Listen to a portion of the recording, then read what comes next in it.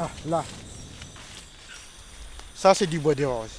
Maintenant, après le trafic, il est devenu difficile de trouver du bois de rose, surtout de grosses tailles.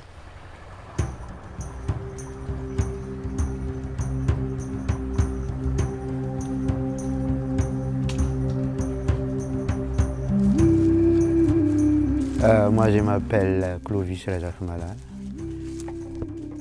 J'ai 47 ans. Je suis coordonnateur des coalitions de plaidoyer LAMPON, qui est une plateforme de société civile œuvrant dans l'environnement. J'ai commencé cette lutte depuis 2007.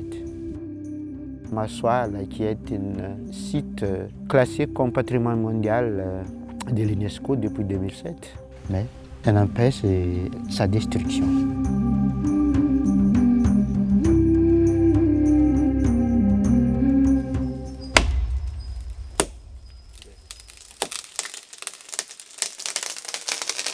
Déjà, le bois de rose fait partie des espèces rares et à protéger. Tous ceux qui sont supposés précieux de la nature sont exploités illicitement. Il n'y a pas de permis, il n'y a pas d'autorisation, il n'y a pas de paiement de taxes. Certes, il y a des gens qui sont devenus milliardaires pour cette exploitation illicite, mais ça nous apporte beaucoup de problèmes d'ennui aussi parce qu'ils sont devenus plus puissants que l'État. Nous avons des informateurs aux alentours du parc. Leur activité est de me faire venir les informations. Et c'est moi qui transfère l'information au niveau des instances supérieures.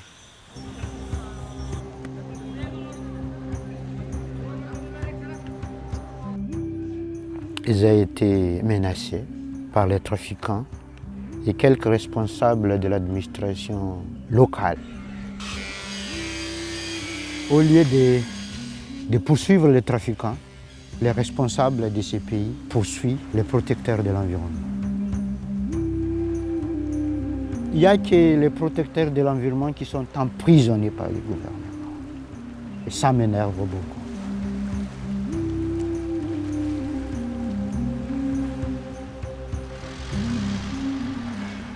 J'ai passé 10 mois en prison alors que je n'avais rien fait. L'accusé d'avoir porté atteinte à des bâtiments qui appartiennent à l'État. Les témoins qui étaient contre lui appartenaient à l'État. Le plus difficile, c'est d'être privé de la liberté et aussi de ne pas voir mes filles.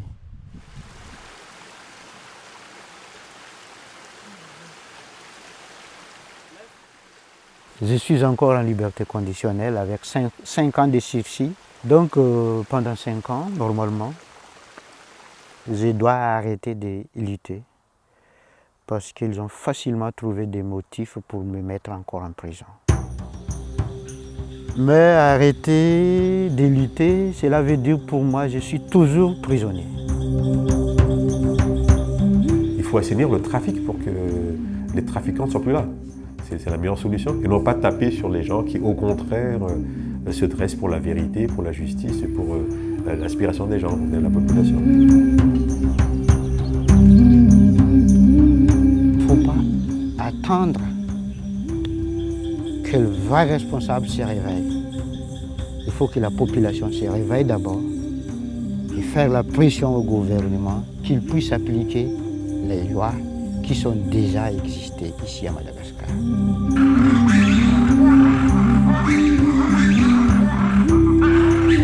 Donc, réveillons-nous, c'est l'avenir de notre enfant.